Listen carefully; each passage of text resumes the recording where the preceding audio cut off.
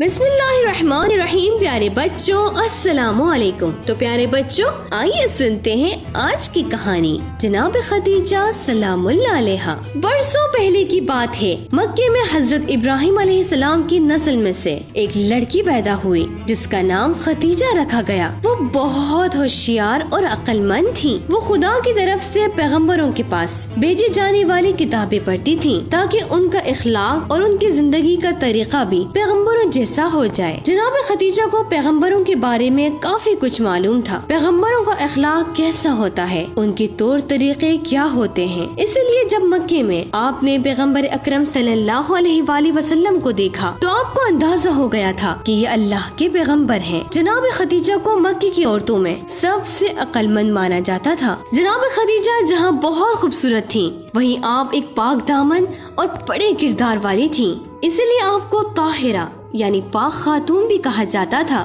جناب خدیجہ مکہ اور دوسرے شہروں میں تجارت بھی کیا کرتی تھی۔ بہت سے لوگ ان کا مال مکے سے باہر لے جا کر بیچتے تھے۔ پیغمبر خدا صلی اللہ علیہ وآلہ وسلم بھی ایک قافلے کے ساتھ آپ کا مال بیچنے کے لیے مکے سے باہر گئے۔ قافلے میں ان کے ساتھ حضرت خدیجہ سلام اللہ علیہا کا غلام بھی تھا، جس نے واپسی پر جناب خدیجہ کو پیغمبر اکرم صلی اللہ علیہ وآلہ وسلم کے اخلاق اور ایمانداری کے بارے میں بتایا۔ جناب خدیجہ بہت خوش اور امپریس ہوئی اور آپ نے محمد مصطفیٰ صلی اللہ علیہ وآلہ وسلم سے شادی کا ارادہ ظاہر کیا۔ پیغمبر اکرم صلی اللہ علیہ وآلہ وسلم کے ساتھ آپ کا نکاح ہو گیا اور آپ پیغمبر خدا صلی اللہ علیہ وآلہ وسلم کے ساتھ رہنے لگیں۔ جب اللہ کے رسول نے خدا کے حکم سے اپنی نبوت کا اعلان کیا اور لوگوں کو خدا پر ایمان لانے کی دعوت دی تو مردوں میں سب سے پہلے حضرت علی علیہ السلام اور عورتوں میں سب سے پہلے حضرت خدیجہ سلام اللہ علیہا آپ پر ایمان لائیں۔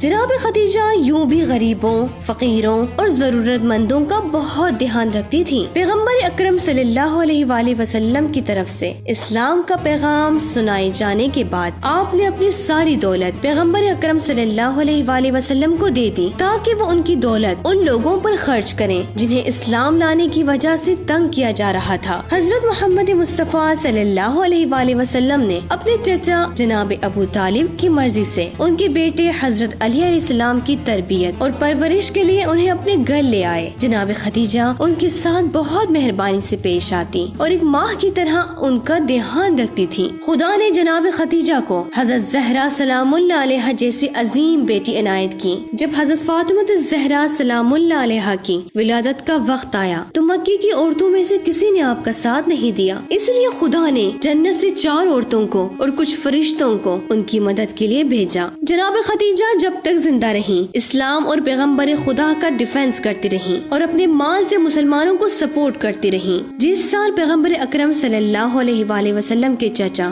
حضرت ابو طالب کا انتقال ہوا، اسی سال 10 رمضان المبارک کو آپ کی بھی وفات ہو گئی اور پیغمبر اکرم صلی اللہ علیہ وآلہ وسلم کو اتنا زیادہ دکھ ہوا کہ آپ نے اس سال کا نام عام الحزن یعنی غم کا سال بتایا۔ پیغمبر خدا صلی اللہ علیہ وآلہ وسلم نے آپ کو 2 طرح کے کپڑوں میں دفن کر دیا، ایک اپنی چادر اور دوسری جنت کی چادر، اور نماز جنازہ پڑھ کر حجون نام کی ایک پہاڑی کے پاس دفن کر دیا۔ اللہ کے پیغمبر آپ کی وفات کے بعد آپ کو بہت زیادہ یاد کرتے تھے اور آپ کی مغفرت کے لیے دعا کرتے تھے۔